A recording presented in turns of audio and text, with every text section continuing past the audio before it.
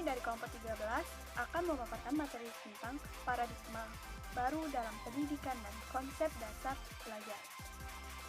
Dalam pemaparan ini saya tidak sendiri.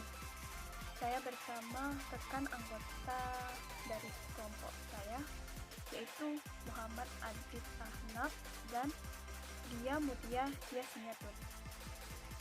Selamat menyaksikan video hasil pemaparan kami. Saya Diah Mutia Yasmiatun. Di sini saya akan menjelaskan tentang paradigma baru pendidikan dan pembelajaran. Sebelumnya, kita akan membahas tentang paradigma. Apa itu paradigma? Paradigma adalah kerangka berpikir. Kerangka berpikir dapat diartikan sebagai pola pikir. Makna paradigma kemudian berkembang dalam pemakaiannya sehari-hari. Perkembangan makna itu menjadi pola pikir dan pola tindak. Nah, kemudian paradigma baru pendidikan dan belajar adalah pola berpikir dan pola bertindak baru dalam pendidikan. Pola berpikir dan pola bertindak itu menyangkut dengan sikap, perilaku, dan tindakan dalam melaksanakan pendidikan. Jadi, paradigma baru pendidikan dan belajar adalah pola berpikir dan bertindak dalam memandang, menyikapi, dan melaksanakan pendidikan.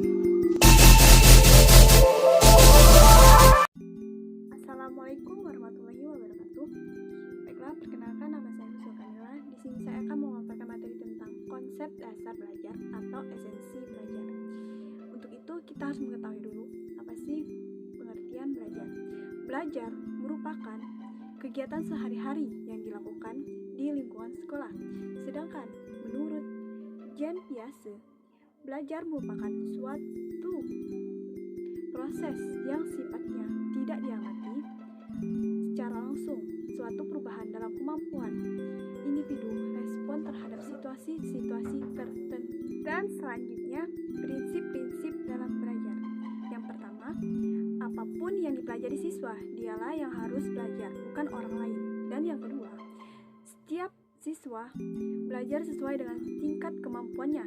Dan yang ketiga, siswa akan dapat belajar dengan baik bila mendapat penguatan langsung pada setiap langkah yang dilakukan dalam proses belajar. Belajar sendiri mempunyai tujuan, yaitu mengubah kebiasaan buruk menjadi baik, mengubah sikap kita dari buruk menjadi baik, serta menambah ilmu pengetahuan dan wawasan bagi diri kita. Dan selanjutnya, faktor-faktor yang mempengaruhi belajar. Faktor dari dalam diri individu. Yang pertama, aspek jasmani, mencakup kondisi kesehatan jasmani dari individu. Dan yang kedua, aspek psikis atau rohani yang mencakup kondisi kesehatan psikis. Dan yang ketiga, kondisi intelektual, mencakup tingkat kecerdasan dan bakat-bakat yang baik itu di sekolah maupun penguasaan pengetahuan. Dan yang keempat, kondisi sosial, mencakup hubungan siswa dengan orang lain. Assalamualaikum warahmatullahi wabarakatuh. Perkenalkan, nama saya Muhammad Adit Ahnaf. Saya dari jurusan bimbingan dan konseling. Di sini saya akan menyampaikan materi tentang ciri-ciri perubahan tingkah laku belajar. Ciri-ciri perubahan tingkah laku sebagai hasil belajar mempunyai ciri-ciri sebagai berikut. 1. Perubahan yang disadari, artinya individu yang melakukan proses pembelajaran menyadari bahwa pengetahuan, keterampilannya telah bertambah, lebih percaya diri, dan sebagainya. Dan yang kedua, perubahan yang bersifat kontinu atau berkesinambungan, artinya suatu perubahan yang terjadi menyebabkan terjadinya perubahan tingkah laku yang lain.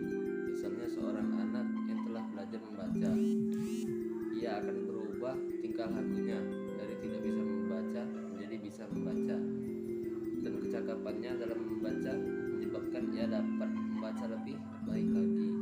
dan belajar yang lain, sehingga ia dapat memperoleh perubahan tingkah laku hasil pembelajaran yang lebih banyak dan luas.